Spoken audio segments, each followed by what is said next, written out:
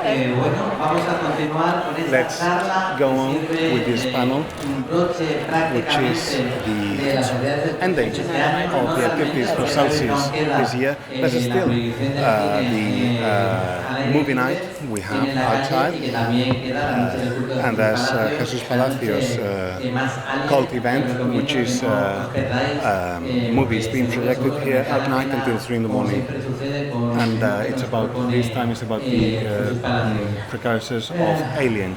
In any case, Cuando me preguntan a lo when largo de todos they ask estos me meses y antes y después del festival, bueno, before pero and after the festival, bueno, and for months and months and months, realmente a nosotros nos importa un poco porque creo que hay cosas que tiene la cultura desde luego y como we expresión cultural que es el know Celsius, that que no se pueden medir, culture ¿no? Pero una de las que te preguntan needs to mucho be siempre es lived. por el presupuesto. One of the things they Yo ask siempre is digo lo mismo. budget. No How podríamos much ser más money ricos, do you have? podríamos ser más ricos Well, en un festival cultural que cuando tiene gente de la the talla richness de of this Christopher Paolini, cultural event Cassandra Clare is having y Holly guests Black. like Christopher Paolini, Cassandra Clare, and Holly Black.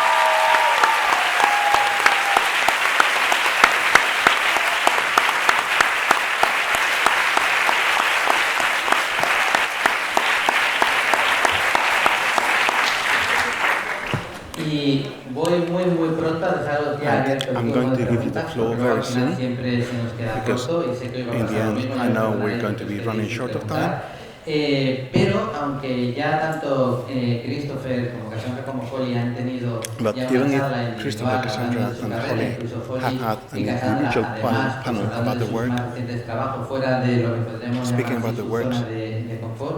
outside De lo their que no se ha comfort zone, hablado tanto y hace what unos we años haven't talked dedicamos much una mesa about exclusiva con otros autores, esa su experiencia is con el their mundo de las experience adaptaciones with the world audiovisuales of audiovisual adaptations. Audiovisual adaptations. sufrido, no lo sé, esto ya que nos lo digan ellos y I don't know if aparte you de lo que ya ha suffered them. sucedido, si se viene algo quizás Is there nuevo anything por else delante. coming about audiovisual I adaptations? mean, I don't know what you're Anything? talking about. Aragon was never made into a movie. Pues ni idea de lo que me hablas porque no hay adaptación cinematográfica de Aragón. Well, who wants to jump in? Wait. Audiovisual So I gotta tell you, I don't know what we're talking about. Well, Movie, what is movie the and film question? adaptations. Yes. Movie and film adaptations. Is there anything else coming? ¿Es una pregunta? Oh, okay. Is there anything else?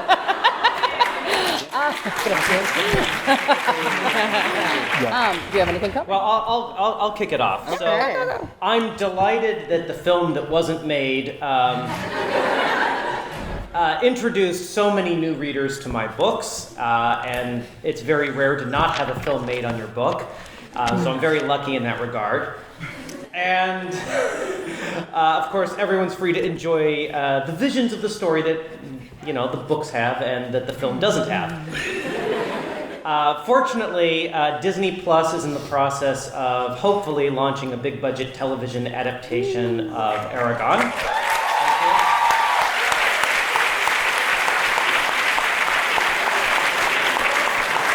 Which I am executive producing and co-writing. So that's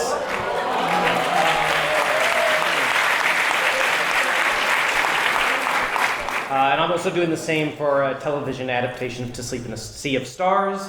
And between that, books and children, I don't know what sleep is. So that's sort of my experience. Cassie, Holly, you want to take it away? Oh, I suppose you have to translate, don't you? Bien, pues empezaré yo mismo para hablaros de una adaptación que no se hizo en forma de una película que no existe, pero que por suerte esa película inexistente ha traído un montón de nuevos lectores a mis libros que han podido disfrutar de la historia que sí está en los libros y no está en la película.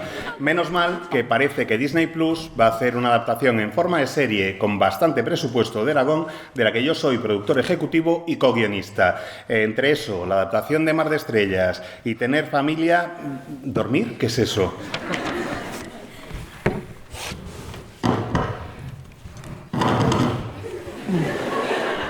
I guess I also didn't have a movie.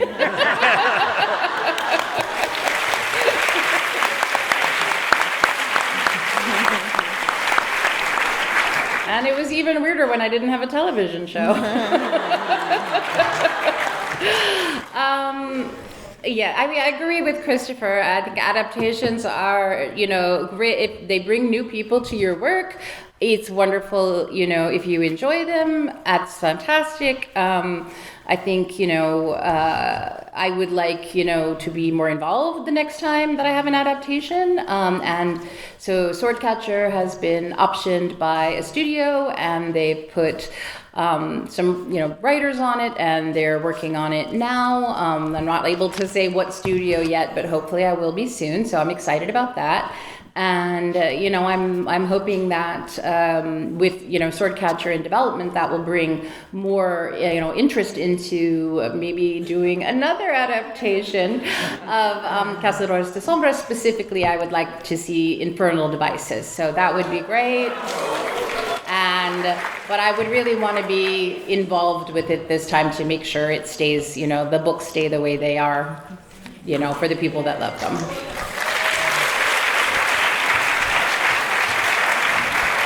Bueno, pues supongo que tampoco hay una adaptación cinematográfica de alguna de mis obras y ni siquiera hay una adaptación en forma de serie de televisión.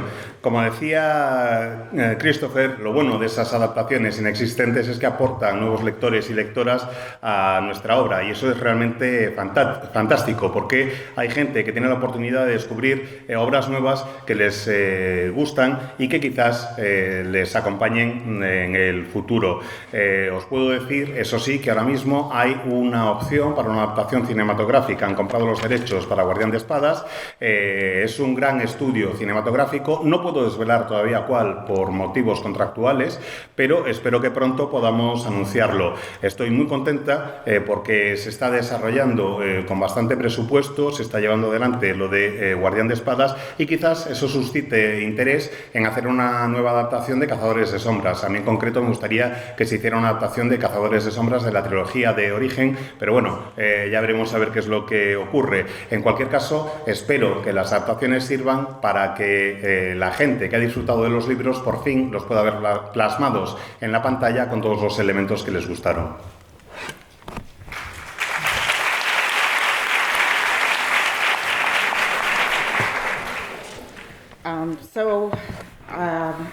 I had a movie adaptation of the Spiderwick Chronicles in 2008, and it was pretty good. I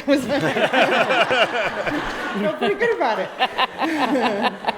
And recently there was another adaptation that came out on the Roku channel, which I know is not here, and it was for television.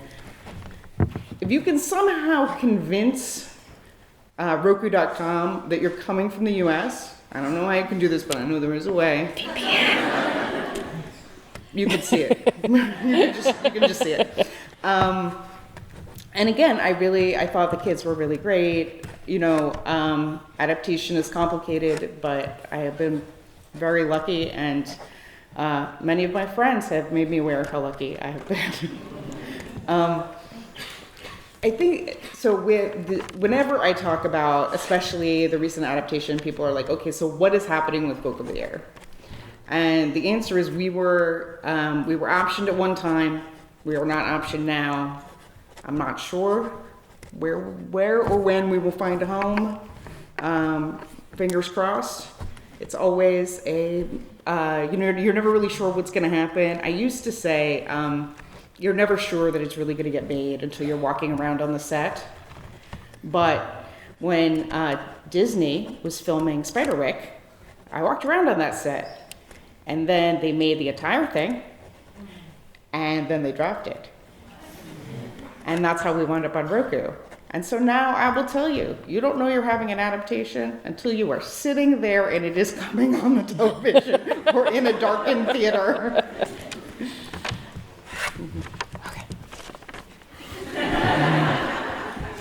Pues yo sí que he tenido una adaptación de mi obra. Hay una película de las crónicas de Spiderwick, que es de 2008 y que a mí me gustó bastante. Y además, hace poco en Road Trope, en un canal de televisión de Estados Unidos, han hecho una adaptación de las crónicas de Spiderwick también. Si conseguís ir a la página web y convencerles de que estáis en Estados Unidos, pues igual la podéis ver. No sé cómo lo podríais hacer, pero bueno, los críos estaban fantásticos en las adaptaciones y a mí realmente me ha gustado mucho. He tenido más suerte, supongo, que mis amigos con las adaptaciones, incluso con las adaptaciones recientes. En cuanto al resto de opciones que ha habido sobre mi obra, bueno, pues por desgracia, ahora mismo no hay nada que tenga una opción, los derechos comprados, y cruzo los dedos para ver qué es lo que puede ocurrir. Antes solía decir que no puedes afirmar que va a haber una adaptación de tu obra hasta que vas de visita al rodaje, pero el caso es que Disney compró los derechos de Spider-Wreck y yo fui al rodaje y también del resto de secuelas que habían planeado, y aquello no salió adelante. Así que ahora lo que suelo decir cuando me preguntan por las adaptaciones es que no puedes decir que te han adaptado hasta que no estás en el cine o en el sofá de casa y lo ves en la pantalla. So the one author I've met who I think is the happiest with his adaptation is, if I'm remembering his name correctly, Brian Selznick, who did Hugo Cabret. Oh, yeah. And if you've read the book, it's filled with drawings that he, the author, also produced. And I asked him about that, and he said, oh yes, Martin Scorsese just used those as storyboards and just shot those images. Man. And he was so happy with the adaptation. I He was like, bet. it's perfect. It's my book. I'm like, I'm so happy for you. Yeah, I know.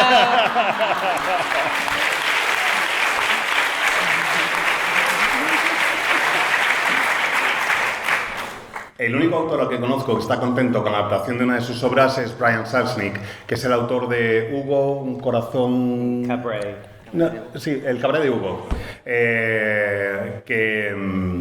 El autor, Brian Selznick, estaba encantado porque el Cabaret de Hugo, el libro original, tiene toda una serie de ilustraciones hechas por el propio autor, y le digo, ¿qué tal te ha ido? Dice, fantástico, si Scorsese ha utilizado incluso mis ilustraciones en su storyboard. Y yo me quedé en plan, puede haber una adaptación perfecta de un libro. Él estaba feliz y decía, es que es la adaptación perfecta. Le dije, tío, me alegro mucho por ti.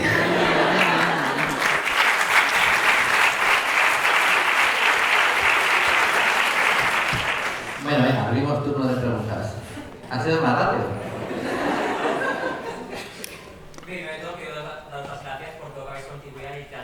First of all, thank you very much for everything you have done for YA literature and for not just fantasy. You have been inspiration for many of us who are here. But going back to movie adaptations, have you ever considered doing it through animation instead of doing it with live action? Because animation could be much more true to the spirit of your works. I know I have. I've asked about what it would be like. How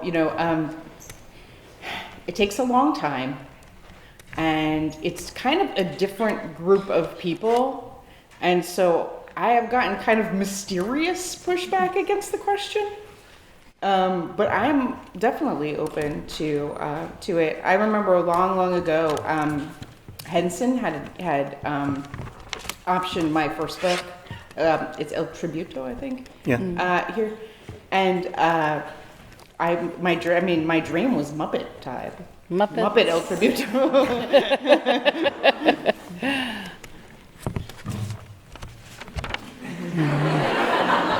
Me he preguntado... Really?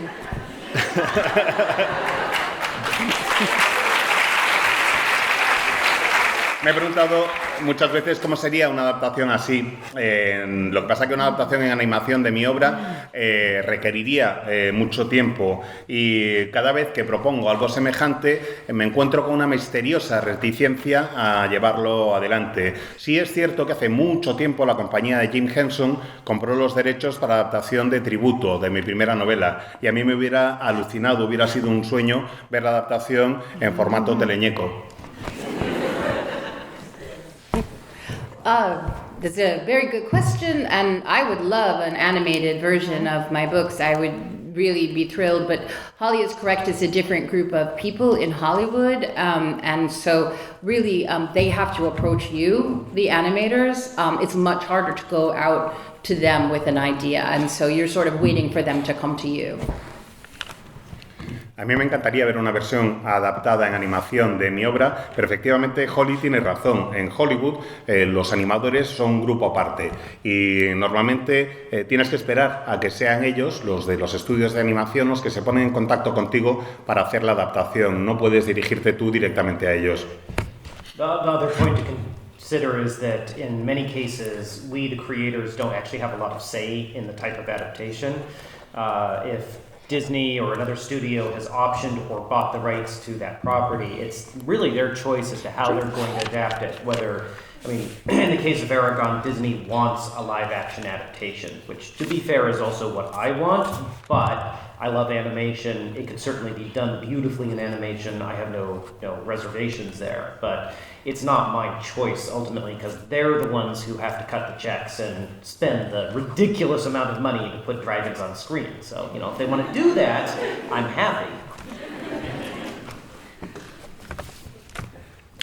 Además hay otra cuestión que hay que tener en cuenta y es que normalmente nosotros, los autores, no pinchamos ni cortamos a la hora de decidir qué tipo de adaptación va a ser. Una vez Disney, por ejemplo, compra los derechos, son ellos los que deciden lo que van a hacer. A mí me encantaría una adaptación en animación de mi obra, pero Disney insiste en que quiere que sea imagen real. Y a la hora de la verdad los que ponen la pasta son ellos. Así que, oye, si están dispuestos a gastarse una millonada para poder ver dragones en pantalla, yo encantado.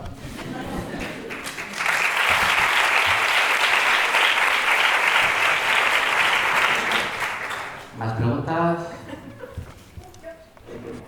Bueno, yo esto es más para Cassie y para... It's more for Cassie and Christopher, so Holly, you can relax. Una adaptación.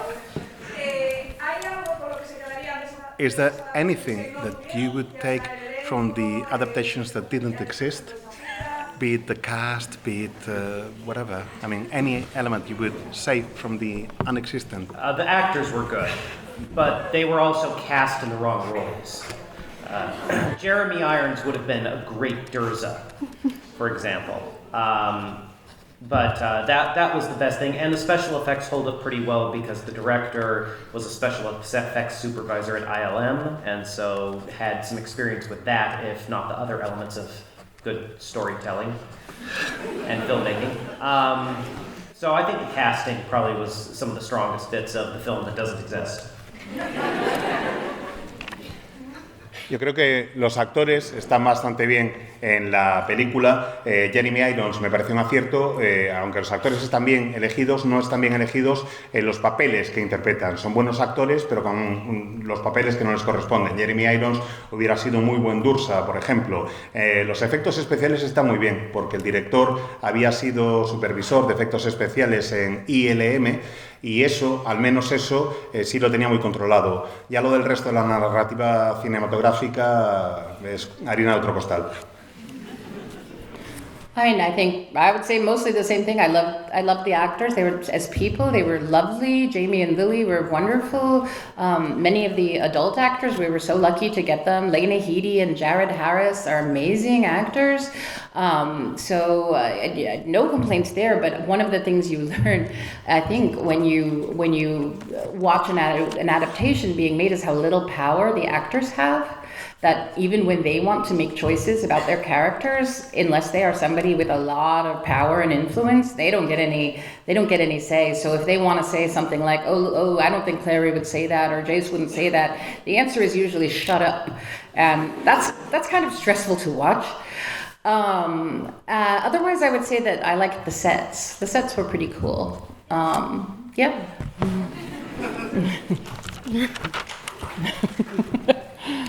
La mayoría de los actores estaban muy bien. Jamie y Cilly eran encantadores. Tuvimos la suerte de contar, entre otros, con actores como Jared Harrow. Fue fantástico. Me di cuenta, al ver cómo rodaban la adaptación, del poco poder que pueden llegar a ejercer los actores en estas situaciones. Aunque digan, por ejemplo, mi personaje no haría esto, no haría lo otro, aunque digan Clary no diría algo así, le suelen contestar, por lo general, que cierres el pico. Y es muy estresante ver algo así en vivo y en directo. Otra cosa que sí rescataría son los decorados. Los decorados estaban bastante bien. Esta es una pregunta para Cassandra. This is for you, Cassandra. If I recall correctly, Escribiendo fanfic. you started writing fan fiction. Estamos hablando de adaptaciones. Now we're talking about adaptations. Los fanfics What do you think about fan fictions for Shadowhunters? que haya fanfictions de tu obra. And what do you think about the fact that that the fan fiction about your work exists? I like it. I think it's great. I love fan fiction. I mean, yeah, God, I was just out of college. I started writing fan fiction, and you know, I think it's a big compliment when somebody loves your books, your work so much they want to write in your world. You know, I think that that's the biggest, you know, compliment that you can pay someone. I don't read fan fiction of my work, but I did once make my husband go on Archive of Our Own and tell me what the most popular story was, because I was just really curious. So it's about Magnus Bane and how he's the High Warlock of Seoul in Korea, and he's dating BTS.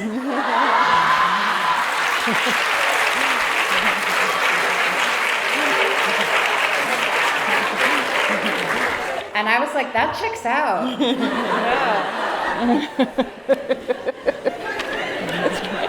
It's true.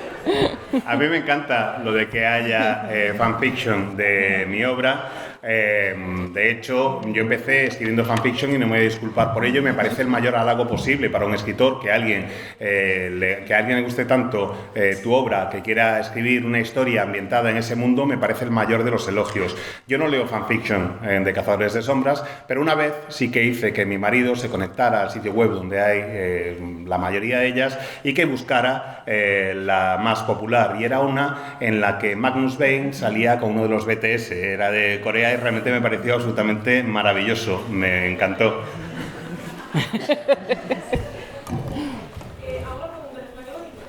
En español, y se la traduzco si quieres.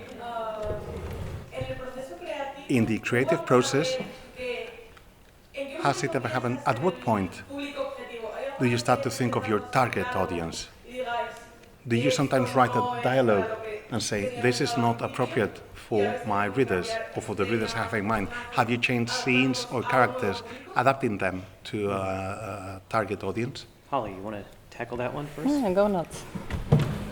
I think you have some sense of your target audience when you start something that is for young readers. Like when I was writing Spiderwick, I obviously had some sense of the ages of the kids and therefore, you know, also the ages of the readers. And what I tried to think about was what I was doing at that age, and that's what I try to think about for all my books, because, you know, as you get older, you know, teenagers can look really young to me now. But I know what I was doing as a teenager. And so I know what was appropriate for me at that time, not what I wish was appropriate. And I try to remember that when I'm writing for different ages. What really mattered to me at those ages, and what was I really doing? I think, yeah.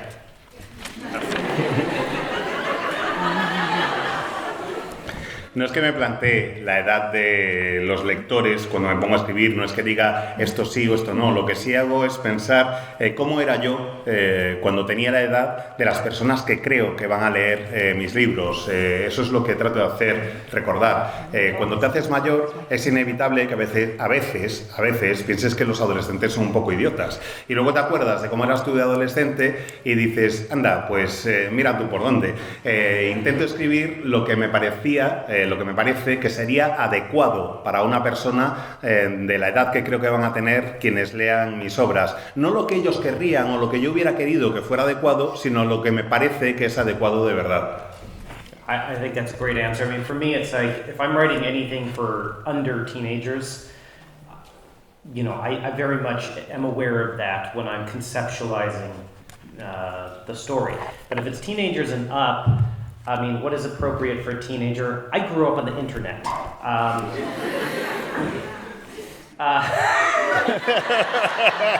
So when I write my first draft, I put everything into the first draft. There were way too many inappropriate jokes about Roran and his hammer in. And then in the second draft, in editing, I will go through, and usually my poor, dear, long-suffering editor will tell me, Christopher, please, no. And we will take those out. That's why it was nice to write some adult fiction for once where I could actually properly swear and be a little more inappropriate. So, but for the most part, to really answer your question, I don't censor myself on the first draft, and then I censor myself on the second draft.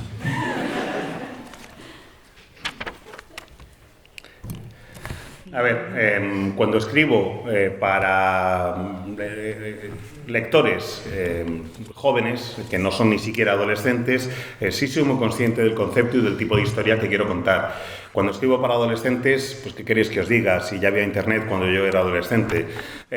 Cuando hago el primer borrador no me corto un pelo, lo pongo todo, y cuando digo todo quiero decir absolutamente todo. No os podéis imaginar la cantidad de chistes poco adecuados que había acerca de Roar y su martillo.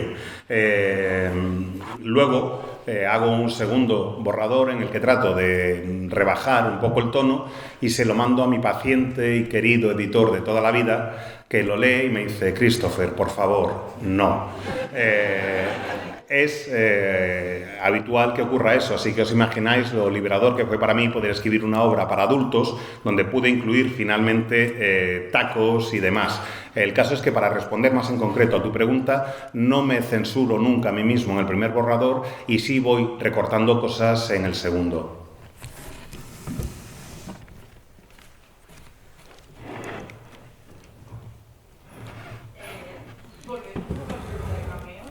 Going back to audiovisual, would you like to do a cameo in any adaptation of yours? Oh, a cameo. Yeah. I did a cameo in the movie for Mortal Instruments. I was a demon at a party, and it was funny because we shot the party at this big sort of castle thing in Toronto.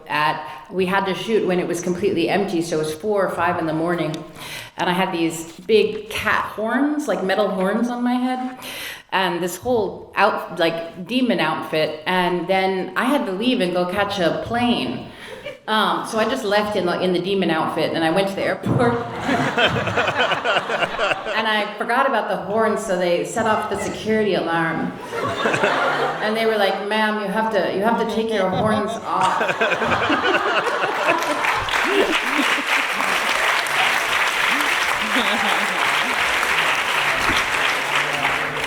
Hice un cameo en la peli, en la adaptación, y yo era un demonio en una fiesta que tenía lugar pues en un castillo en Toronto. Rodamos en Toronto y rodamos muy tarde, como a las 4 o a las 5 de la madrugada, más o menos. Y yo llevaba un traje precioso de demonio y también unos cuernos metálicos. Y como acabamos tan tarde, yo tenía que coger un avión a primera hora de la mañana, pues ya me fui directamente al aeropuerto vestida de demonio, hasta que llegué al detector de metales y me olvidé de que llevaba los cuernos puestos. Claro, el detector saltó y el de seguridad me dijo: "Señora, por favor, quítese los cuernos".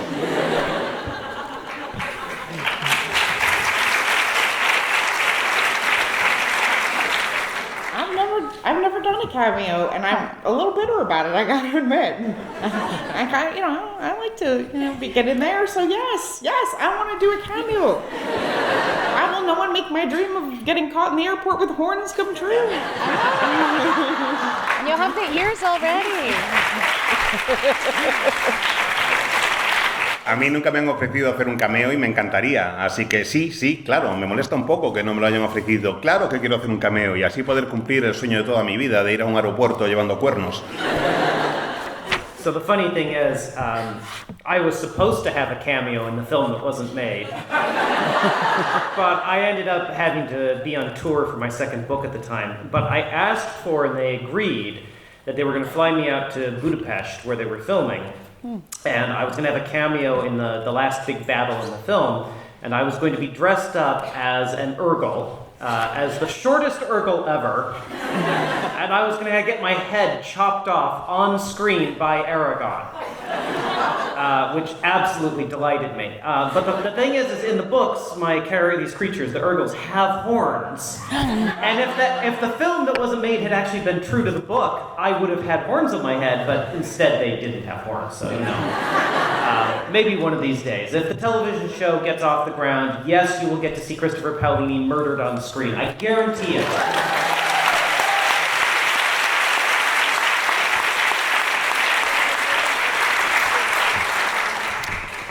Se suponía, es bastante divertido esto, porque se suponía que en aquella película que no se rodó yo iba a hacer un cameo. Lo que pasa es que coincidió con la publicación de mi segundo libro y yo estaba de gira promocionándolo.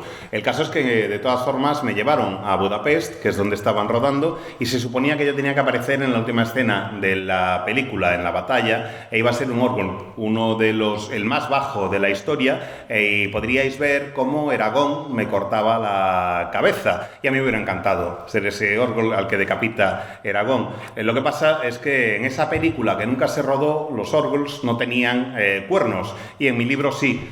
Así que me quedé sin la oportunidad de llevar yo esos cuernos también. Espero que algún día eso se convierta en realidad. Os aseguro que si lo de la adaptación a serie de televisión sale adelante, algún día veréis cómo decapitan a Christopher Paolini en pantalla.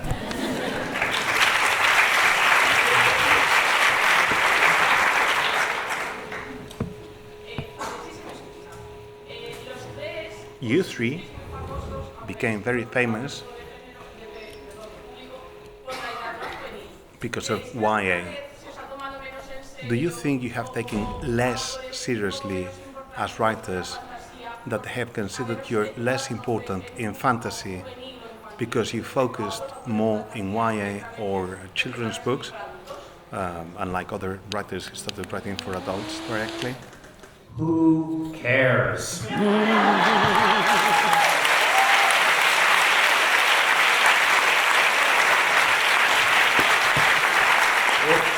If you are lucky enough to write a story that lots and lots of people buy and enjoy, that's all any writer and storyteller could ever hope for. I am grateful every day that this has been my career and that this has been possible, and I'm enormously thankful that so many of you have read my books. I could care less about what anyone else might think about it being YA. And I have my adult books too, so, best of both worlds. But I don't care because I got what I wanted, which was to write a story that people enjoyed. And that's all any of you should worry about if you are also a writer.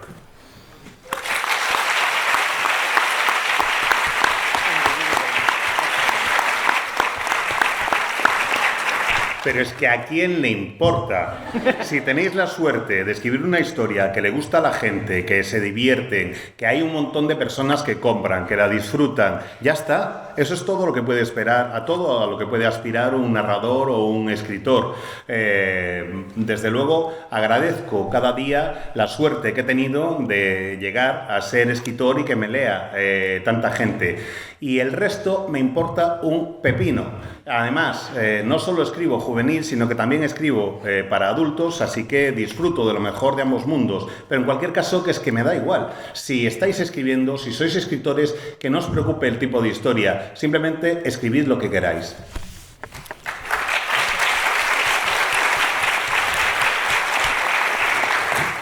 Feel free to argue with me. I'm just gonna say we both agree. Sorry. No, I'm gonna. Oh, you got a thing? I just think that as a person who's gone to a lot of science fiction conventions over the years and been on a lot of what is YA panels, Oh my God. I think a lot of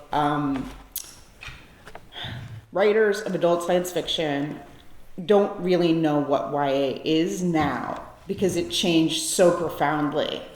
I know that when I came into YA, I wasn't really aware before I started the journey. I was a librarian friend of mine said, you know, I think that this book you're writing is YA. And at the time, I thought back to the books that I'd read, and they were much younger and much shorter than what YA is today.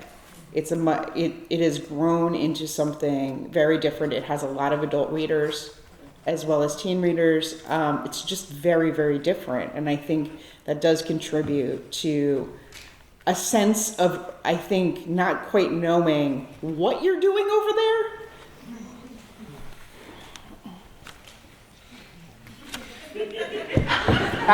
Should I talk? Do you want to go? If I may. Yes, go ahead.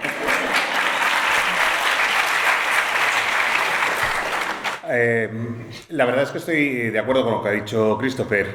Creedme, he acudido a un montón de salones de ciencia ficción y convenciones y me doy cuenta de que hay un gran desconocimiento de lo que es la literatura juvenil. Los escritores para público adulto, para lectores adultos, no son conscientes de lo que ha cambiado la literatura juvenil en los últimos tiempos. Y es que ha cambiado enormemente. Cuando yo empecé mi carrera como escritora, cuando me embarqué en este viaje, le di, antes de empezar a publicar, el manuscrito a una amiga que es bibliotecaria y ella me dijo, creo que lo que tú has escrito es literatura juvenil. Yo no lo asocié con los libros que había leído de joven, no era consciente de que la juvenil ahora es una literatura mucho más densa, mucho más larga, que la pueden leer y la leen, de hecho, adolescentes y adultos, y me parece que hay una gran sensación de desconocimiento y esa sensación de que te digan, ¿pero qué haces tú ahí? I used to say that in the beginning it did used to bother me. People would say, when will you write real books? And then I started to think about it a different way, and I thought, I feel sorry for the people who don't write for young people. They don't get the same experience. They don't have people who grow up with their books. They don't have people who come and say, I read your first book when I was 10, it taught me to love books. They don't get people who come and say, your books got me through my high school, my teenage years. So now when people say, when will you write real books? I say, would you go to a doctor who is a pediatrician and say, when will you treat real patients?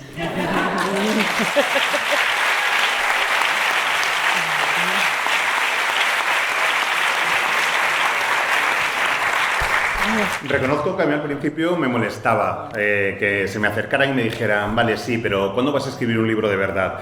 Creo que eso implica muchísimo desconocimiento y lo siento mucho por la gente que no escribe para personas jóvenes, para un público juvenil, porque se pierden esa maravillosa experiencia que es que se te acerque alguien y que te diga, leí por primera vez un libro tuyo cuando tenía 10 años y me ha enseñado muchísimas cosas, o que alguien llegue y te diga, tu libro me ayudó a superar el instituto. Así que cuando alguien me pregunta ahora cuándo voy a escribir un libro de verdad, le digo, ¿pero tú le dirías a un pediatra que cuándo va a tratar a personas de verdad?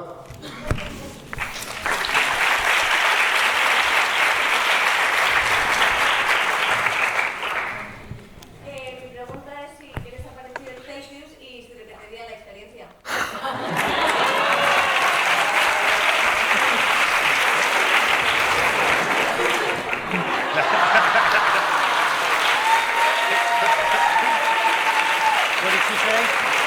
What do you think about Celsius? And would you repeat the experience?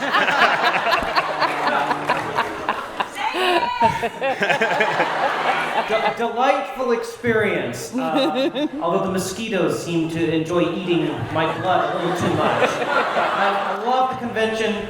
Would love to come back.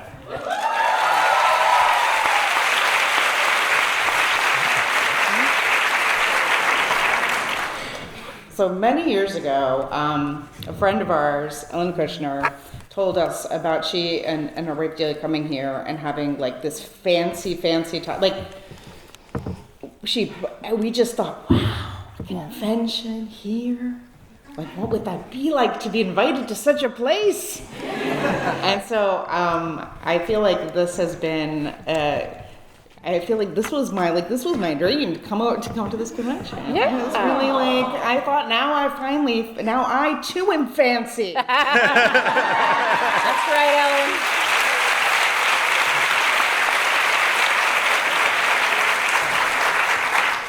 I love it. I'm so happy to be here, and I haven't been in Spain in 10 years, I think, maybe longer, and it's so nice to come back and be reminded how kind and generous and loving my Spanish readers are.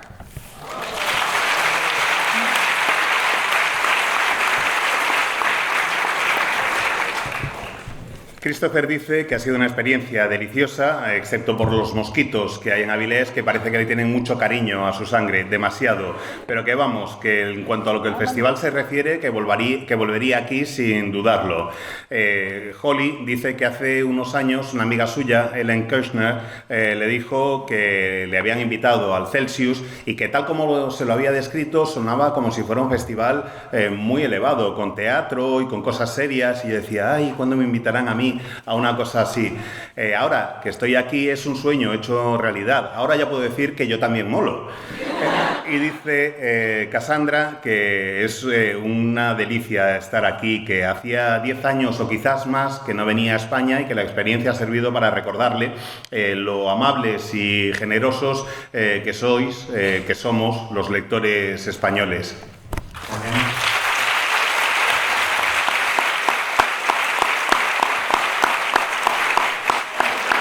Vamos a cambiar un poco de lado. Preguntas por aquí. Quería preguntarte por su proceso creativo. I wanted to ask you about your creative process. ¿Qué es lo que más disfrutas? What did you enjoy the most? Character creation, world building, action, and what's the biggest headache for you? What do you enjoy the most, and what's the biggest headache? I think it is different for everybody. For me, I enjoy the most creating relationships between characters. So for me, character creation, the dynamics between characters comes first, and the story builds itself around that. And the thing that is the biggest headache is usually action scenes. It's a lot of work figuring out where everybody's is and where all their hands are, which is also true about sex scenes.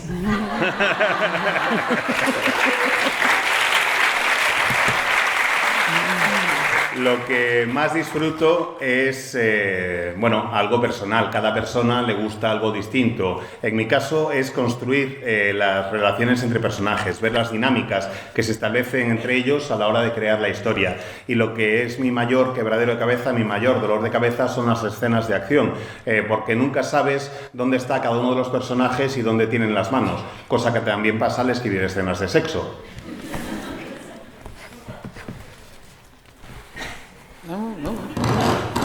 Sorry, that was me. I guess I agree with Cassie that characters are probably my favorite part. It's the part that I need before, I guess, anything else happens and anything goes at all. But the real dichotomy of my writing process is that I am extremely frustrated while I'm drafting. I don't like it, and I love editing. I feel like editing, it's like cleaning the bathroom. You're not going to make it worse. I find that a very enjoyable process.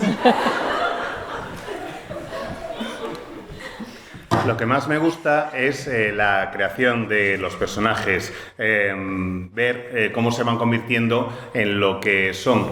Y tengo una dicotomía en cuanto al proceso, porque por una parte lo que menos disfruto es el primer borrador, la primera redacción, la primera versión de la historia. Me gusta mucho el proceso de revisión, lo disfruto porque es que lo comparo a limpiar el baño. Hagas lo que hagas, no lo vas a dejar más sucio de lo que estaba. I love how differently our brains work. Because for me, it's the story. I have to have at least an idea for the story, whether it's the inciting incident or the last scene, some sense of what it is I'm trying to convey to the readers before I can do any other work. I love world building. I love coming up with characters. I really enjoy the first draft. Editing is miserable for me because my brain, when I write the first draft, my brain says, oh, we're done. You told the story. Now you can go tell the next story. But of course, my editor says, no. But, you know, everyone's brain and emotions work differently, and you have to find what motivation makes sense for your brain and emotions and use that to your benefit to get you through 2, 3, 4, 500-page manuscript.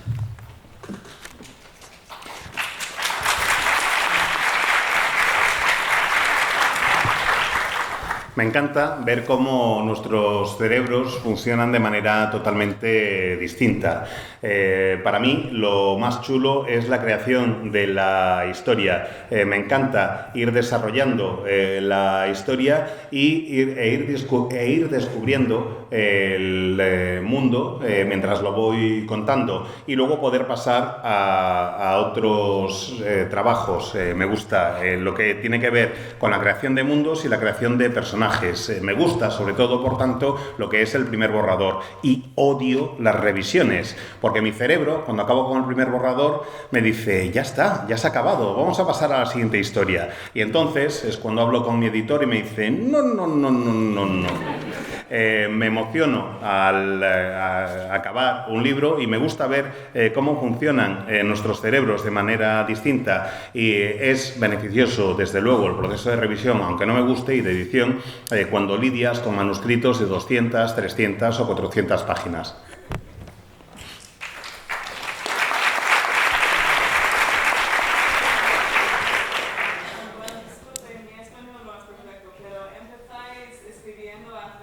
You started writing quite a few years ago.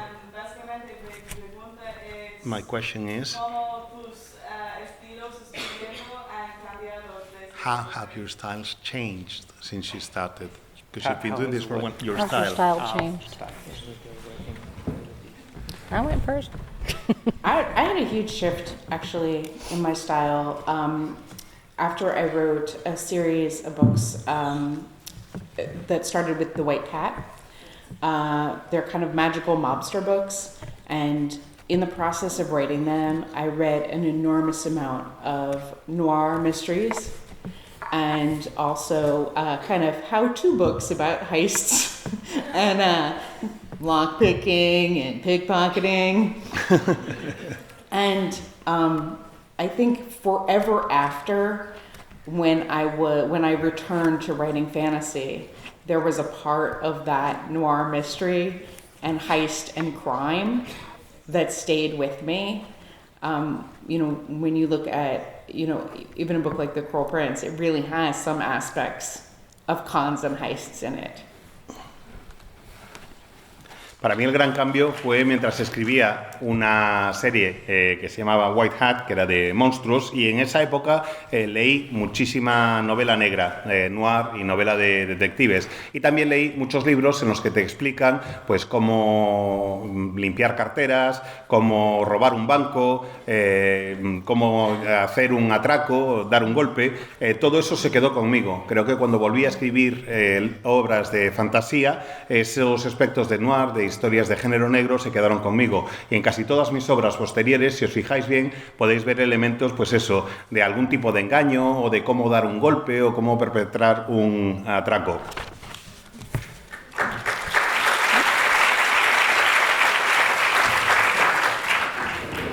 I think style is always changing.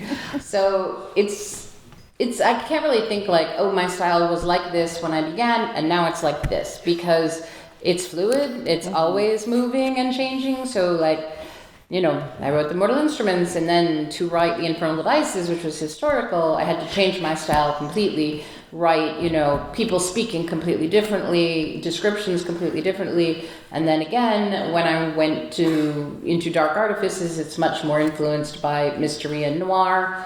And has a different style. And then to write Swordcatcher, again, I had to change my style again to write adult, to write high fantasy. So I think that your style is always evolving, and it's never really in one place, because it adapts to the needs of the next story you need to tell. Yeah.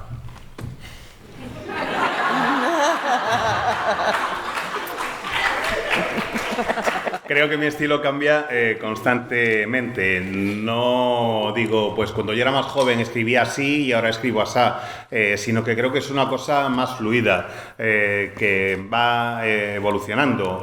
Si veis la saga original de Cazadores de Sombras, no tiene que ver en cuanto a estilo a Cazadores de Sombras Orígenes, porque en Orígenes, al ser histórica, tenía que cambiar la forma de hablar de los personajes, las descripciones, la vestimenta, la forma de presentar la información. Y luego, en otras de las sagas de Cazadores de Sombras, pues ya recurro a influencias del género de misterio, de género negro. En Guardián de Espadas tuve que adaptar de nuevo mi estilo para hacer que fuera algo válido para alta fantasía y para adultos. Yo creo que el estilo va evolucionando constantemente y que no es solo una cosa. Y Christopher dice, sí. Well, to add to that, my style has changed a lot because I started writing so young and I needed to learn a lot of technical skills, and I still attempt to continue to learn and grow as an artist.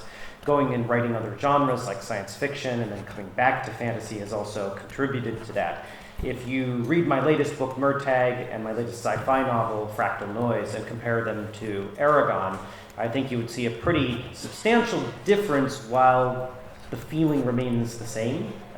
And of course, writing from the points of view of different characters will automatically change your style because the character has a different voice than the previous one. Yo lo único que añadiría a esto es que creo que ha habido muchos cambios en mi estilo porque yo empecé a escribir y a publicar siendo muy joven y me quedaban una serie de cuestiones técnicas por aprender y yo creo que me siguen quedando algunas todavía. Trato de crecer constantemente en tanto que artista. Por eso, en parte, me pasé a la ciencia ficción en un momento determinado y luego volví a la fantasía. Creo que esos cambios entre géneros, esos saltos entre géneros, ayudan bastante. Si leéis Murtagh o mi novela de ciencia ficción, Ruido Fractal, veréis que son muy distintas a Eragon. Espero que las sensaciones sean las mismas, pero la forma de describirlas es distinta. Y también ayuda mucho a mejorar y a cambiar el estilo el tener distintos personajes con punto de vista, porque te obligan a cambiar la forma de narrar en función de quién sea el que está contando la historia.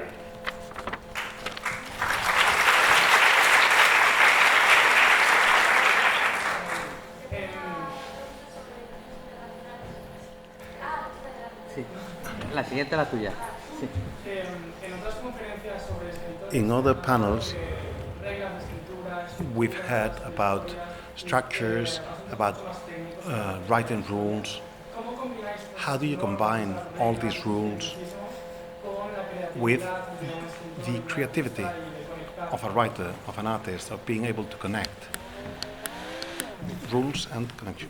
Technique supports creativity, and limitations support creativity, and unbounded creativity will just get you a mess or jazz, and neither one's fun.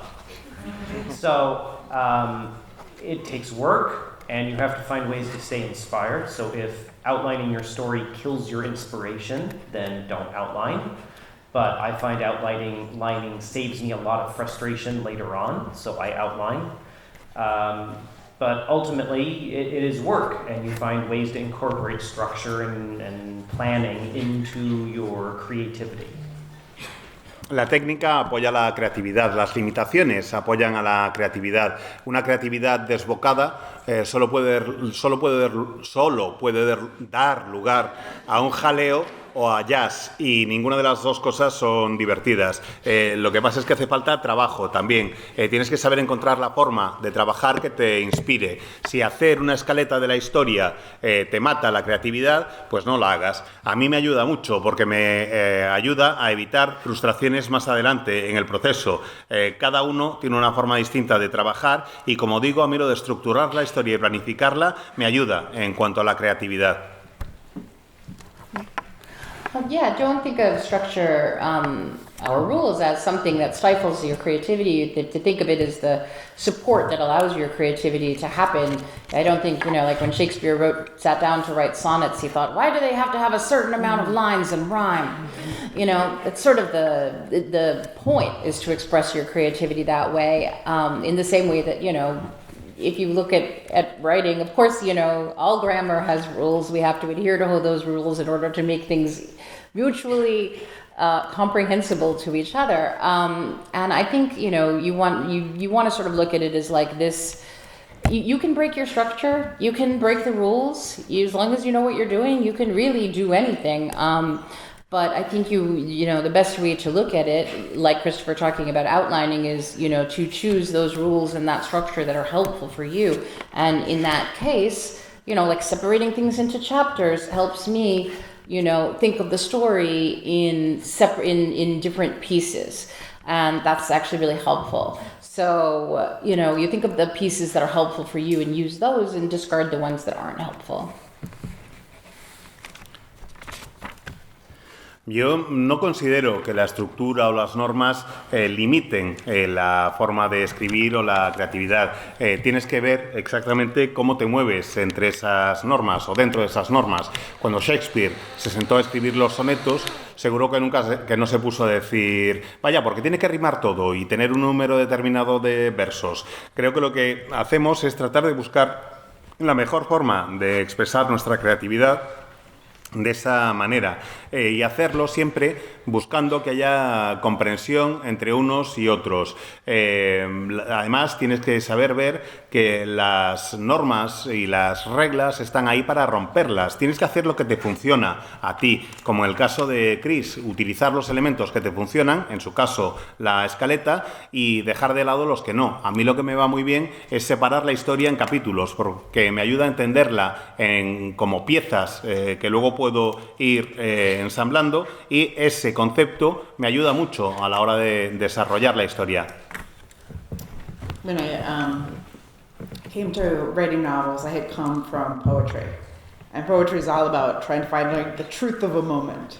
And so I had this idea, what if these characters are called to a quest and they didn't go? And I thought, genius, no one's done that before. Because it's boring. And I think it was a way for me to discover why imposed structure is actually useful. I think we all come to writing with certain things that we do intuitively well.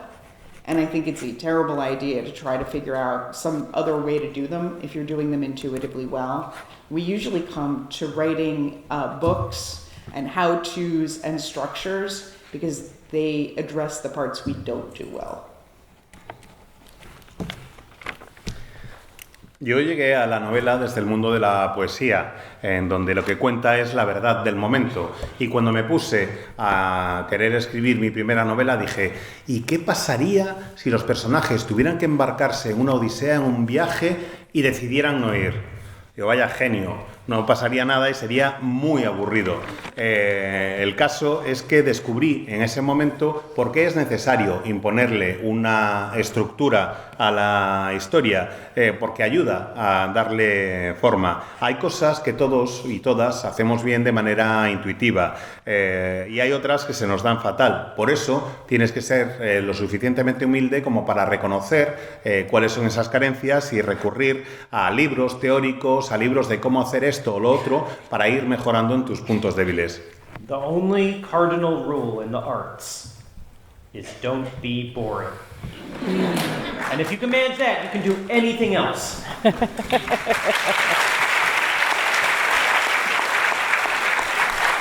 La única norma cardinal en el mundo del arte es no seas aburrido. Si eso consigues superarlo, el resto puedes hacer lo que quieras. La pregunta que se había empezado antes. ¿Sí? Nada, son internacionales, traducciones que si tienen contacto con los traductores o con las editoriales internacionales, simplemente un día desaparecen. Pues yo que sé, para preguntar un término concreto, traduzco lo de inglés, pues un día de repente los llevan para que tengamos las hojas y dicen, uy, por ahí en española, uy, por ahí en italiano. International rights. Are you in touch with the people who translate your books? Do they have access to you? Can they ask you questions about terminology?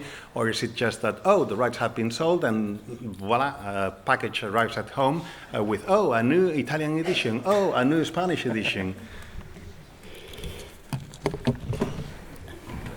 It depends on the publisher. They can choose to put you in touch with your translator. I've definitely been in touch with my Spanish translator, with my Italian translator, with my German translator, but sometimes you don't hear from them, or sometimes you don't know how to get in touch with them. I prefer if the translator will come and ask me questions and say, this doesn't, this thing, if you translate it literally, it doesn't sound good. What if we tried this? Or as often happens, I don't understand this joke.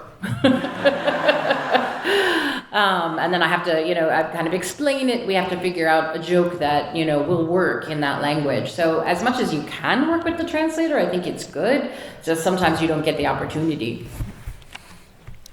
Depende mucho de la editorial. En ocasiones hay editoriales que te ponen en contacto y hay otros que no. Yo he estado en contacto con personas que traducen mi obra tanto en España como en Italia como en Alemania, pero eso depende. Yo preferiría que quien traduzca mi obra sí se pusiera en contacto conmigo para poder resolver dudas, porque a veces me han dicho, oye, si traduzco esto literalmente no va a sonar bien, y con más frecuencia todavía me han dicho, es que no pillo el chiste. Entonces lo explico y tratamos de buscar un chiste equivalente que funcione en el idioma en cuestión. Así que, de ser posible, sí prefiero estar en contacto con quien traduzca mis obras. Yeah, I mean, that has been my experience as well. Yeah. Also, it's just a question of time sometimes. Aragon was published in over 50 countries and languages, and I don't have time to be engaging in conversation with 50 different translators, much less for the other books as well. So when there's a specific issue that arises that's common throughout multiple translations, often I'll have a message that'll go out to multiple translators. Usually when there's wordplay or a pun involved that is difficult to translate, there can be a question with that. The hardest thing for my translators is that I put in a number of poems in the books, and they were some very complicated wordplay there, and that was very difficult for the poor translators. I bought my Italian translator dinner once as an apology. But generally, we just have the editions show up in the mail, and they look amazing. And you hope that the translation's good, because I can't read all those different languages, and if I did, it would drive me insane, all the choices they made that I wouldn't make. So I trust that they're good translations. Sorry. I was going to say. Sorry. No, I remember I did get a letter from my Spanish editor, or not my editor, my translator, for Infernal Devices, and she said, it says here that Will is afraid of ducks, patos, but that can't be right. It's not ducks, it's something else. And I was like, no, it's ducks.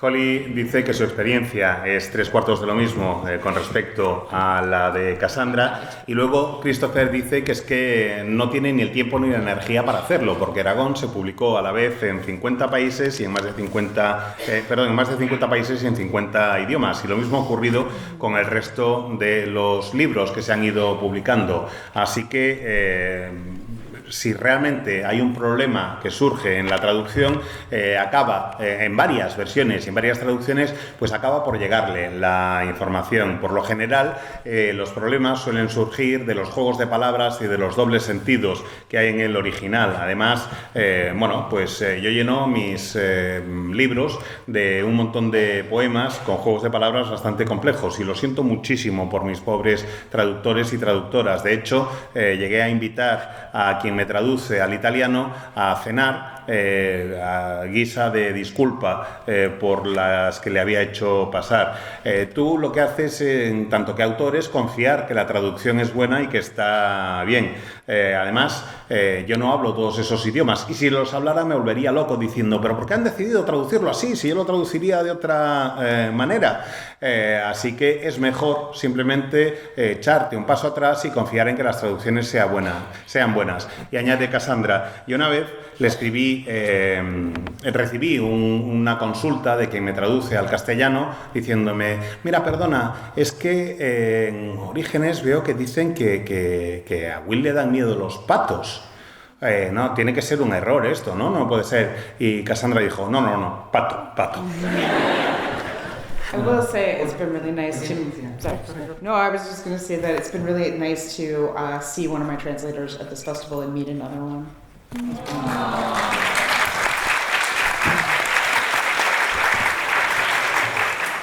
Que es un placer ver a quien me traduce y poder estar en contacto. Bueno, la última pregunta al público, que no la última pregunta de la charla, y después del cierre ya os avisamos que daremos 2 novedades, las fechas y un invitado de la edición siguiente, así que creo para que no estáis respondiendo o lo tendrán que contar. Pero vamos a la última We're pregunta. just telling them about the dates. After we do the closing, do not leave because there will be the dates, and this is the last question from the floor, and then there will be another one, and then we will give the dates for next year and a surprise guest. I know. Bueno, primero, quiero decirles que muchísimas gracias por atreveros a seguir vuestras ideas. Thank you very much for daring to write your ideas. Gracias por... Thank you very much for coming to Spain. Tengo 2 preguntas, una es rapidísima. I have 2 questions, Me has hecho very quick. trampa, me has hecho trampa. He said cheater, because it was going to be 1 and it's 2. 1 for you, Cassandra. Si en el siguiente libro de Guardián de Espadas, In the next book for Cass, Swordcatcher, will we know anything else about cats?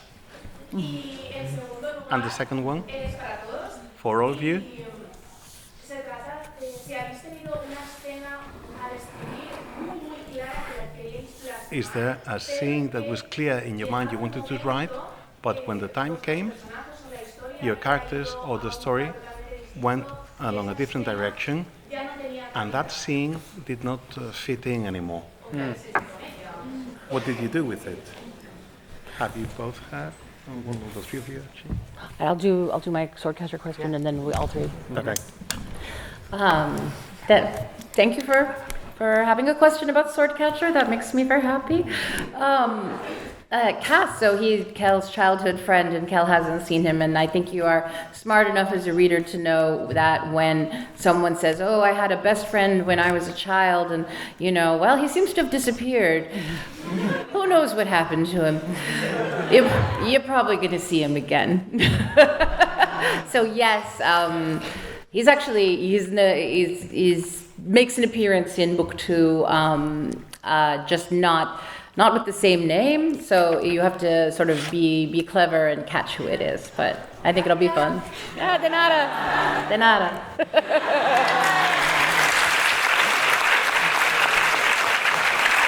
Me encanta que me hagáis una pregunta acerca de Guardián de Espadas. Efectivamente, Cass se le menciona como mejor amigo de la infancia de Kel y que hace mucho tiempo que no se ven. Dice que le digo, vale, perfecto. Sois lo bastante perspicaces como lectores y lectoras como para saber que si un personaje dice de repente, ay, me acuerdo de fulanito de tal, ¿qué habrá sido de su vida? Es que va a volver a aparecer en algún momento.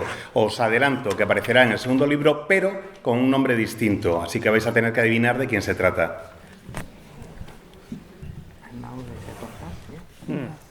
A scene that didn't make it. I've had that happen a few times, but only in the Inheritance cycle, where I was working on the series for so long that some of the things I originally thought the characters would do in the last book no longer made sense for their characters. So I had to get rid of the scenes, come up with alternatives, and write them. But there are always, in every draft of every book, scenes that don't work and that you have to revise or cut or redo, and that's just part of the process. The only time I will fight to keep a scene is if I think it is essential to the story I'm actually trying to tell, in which case I'll look at everything else and try to fix everything else so I can keep that scene. But then that's, lots of revising and editing, and you know how much I love that. A mí me ha pasado varias veces, sobre todo cuando escribía la saga de Legado. Lo que pasa es que como dediqué tantísimo tiempo a escribir la saga entera, había un montón de cosas que tuve que ir cambiando porque creía que los personajes iban a hacer determinadas acciones al final del último libro y resulta que habían ido cambiando y creciendo tanto ellos que tuve que cambiar esas escenas y reescribirlas porque si no iba a alterar su forma de ser. Normalmente en el borrador veo si una escena funciona o no y la mantengo en el proceso y si no la elimino. Las únicas veces que he hecho lo contrario es cuando he considerado considerado que se trataba de una escena clave y me he esforzado muchísimo por mantenerla, porque me parecía que esa escena realmente tenía que estar ahí, pasara lo que pasara, y en lugar de cambiar la escena, lo que hacía era cambiar todo lo demás para que esa escena volviera a cuadrar. Claro, eso implicaba un montón de trabajo de revisión y correcciones, y creo que ya os he dicho lo mucho que disfruto yo con eso. This is a story also about Holly. So, in Mortal Instruments, when I got to the last book, I had decided I was going to kill Simon. And so I had written, how he was going to die and everything. And so Holly and all of my friends came together and they sat me down and they said, no.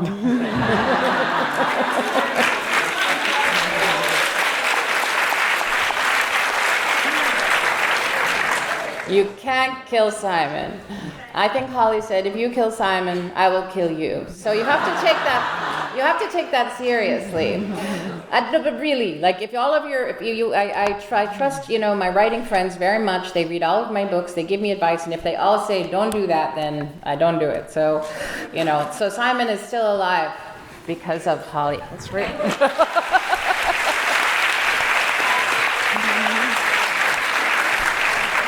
Yo tengo una historia al respecto que tiene que ver también con Holly, y es que al final de Mortal Instruments, no me sale ahora el título en castellano,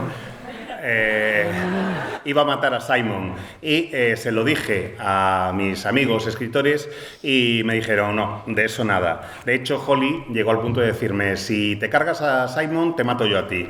Y cuando una amiga te dice algo así y te lo dice tan en serio, pues te lo tienes que creer y tienes que hacerle caso. Yo confío mucho en mis amigos y amigas escritores, confío en sus consejos, y si me dicen que no haga algo, normalmente no lo hago. Así que si Simon sigue vivo a día de hoy, es gracias a Holly.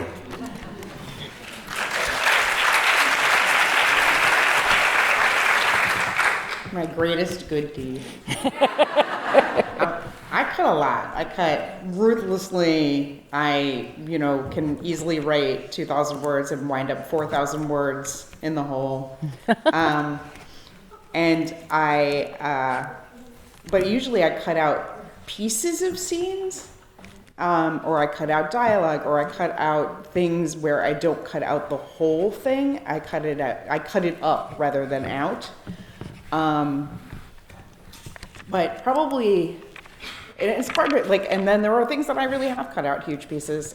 In fact, so often that I find this question difficult. I'm like, which one? But I think the most significant thing I did was cut the ending of Queen of Nothing. I wrote a different ending, and it really is an actual ending that I cut the whole thing out. And I wrote a different ending because I wanted it to end where it began, in the mortal world. But I know, because I put the alternate ending on my newsletter, and I know some people were like, why didn't you go with that? I admit it was slightly more magical and more romantic, but I got it. Yo no tengo problema a la hora de meter la tijera, soy cruel en ese sentido. Puedo llegar a escribir con facilidad 2.000 a 4.000 palabras y de repente lo que hago en general es cortar, si no la escena entera, partes de una escena, no todos los elementos, pero sí voy podando bastante. Hay una serie de cosas que no me cuesta nada quitar o apartar o mover a otro sitio. Por lo general no me duelen prendas a la hora de hacerlo. De hecho, por ejemplo, había un final totalmente distinto para Reina de la Nada, que es un final diferente totalmente y al que se ha llegado a publicar. Lo que hice fue cortar ese final y escribir otro porque me parecía que era el más adecuado. Quería que la historia acabara donde había empezado, en el mundo de los mortales, y le había enviado a algunos amigos y amigas, escritores y escritoras, pues el final original que había planeado, y luego leyeron el que realmente se publicó y me dijeron, ¿por qué lo has cambiado? Si el otro era mucho más romántico, pero a mí es que me gustaba más el que ha salido publicado finalmente. Pues la última pregunta es una de estas preguntas que les pone en esa situación de que contesto otro primero, ¿no? Pero creo que es importante, es la última respuesta o la última comentario que le vais a hacer. The last comment you're going to give to your readers. Habéis compartido ya tiempo en el escenario. You have shared time on stage. ¿Os gustaría que vuestros lectores presentes en el Celsius What would you like your supieran de readers here at vosotros Celsius como know about lectores, you, como escritores, as como readers, vuestros as personajes, writers, y que no os hayamos estado lo that bastante we despiertos have para not been preguntar? ¿Qué os habéis clever quedado con enough ganas to de ask you, decir o que is se there supiera de anything vosotros? you have inside of you you want us to know? Anything you want to share? I built a really cool storage system in Minecraft.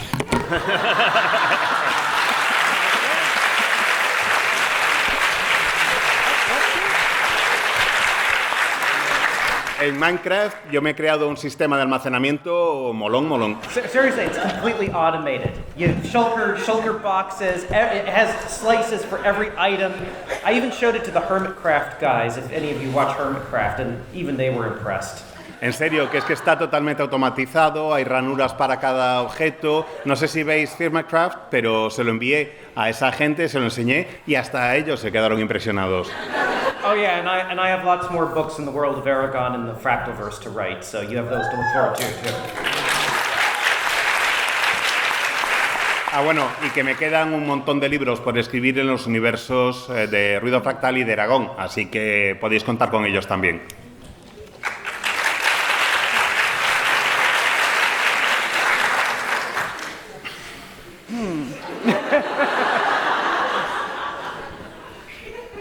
I don't think random fact about myself. You want me to recite a poem? Go for it. There's a poem, it's in English, this is going to be very annoying, I'm sorry, that I always think of when I think about writing and creativity and how we share our dreams with you. When we are writing our books, we're inviting you into the dreams we dream, and it's by Yeats, and it's, had I the heavens embroidered cloths, the blue and the dim and the dark cloths of night and light and the half light, I would spread those cloths under your feet. But I, being poor, have only my dreams. I have spread my dreams under your feet. Tread softly, because you tread on my dreams.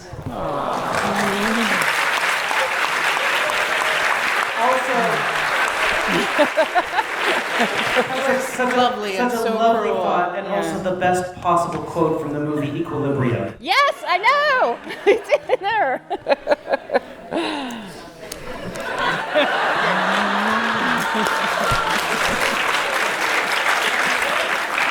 Hay una rima que tiene que ver con la creatividad que me gusta muchísimo, que suelo compartir con quien me lo pregunta y que me gustaría dejaros porque considero que define muy bien la relación entre nosotros. Es una rima de Yeats y se titula Mis sueños bajo tus pies.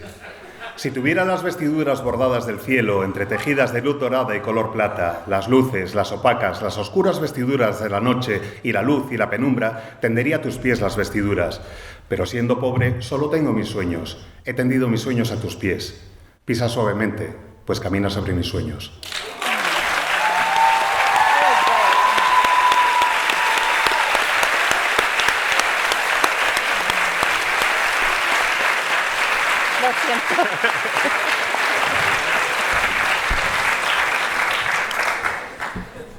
Right. Follow that up.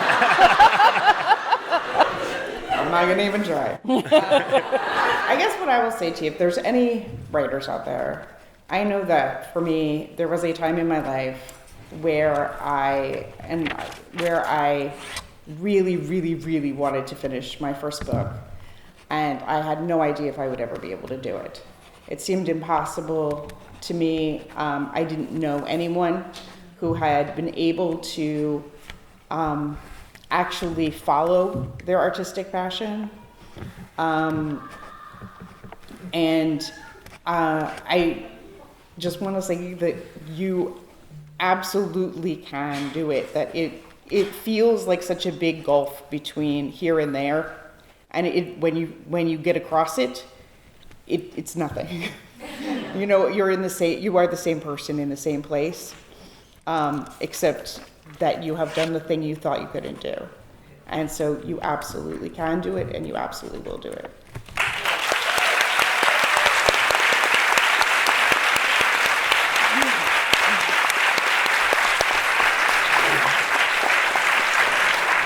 No voy a intentar superar lo del poema, dice Holly. Hubo un momento en mi vida en el que pensé que no iba a ser capaz de acabar mi primera novela, que no podía, que no sabía, que era imposible, que no sabía qué es lo que iba a hacer ni cómo podría dar el siguiente paso. A veces nos encontramos en la vida con que tenemos ante nosotros lo que nos parece un abismo que nos separa de nuestros sueños, de lo que queremos conseguir, que es imposible llegar al otro lado. Y cuando llegas al otro lado te das cuenta de que no es nada, de que sigues siendo la misma persona, de que estás en el mismo sitio, de que aquello que creías que no podías hacer, sí puedes hacerlo, sí vas a hacerlo.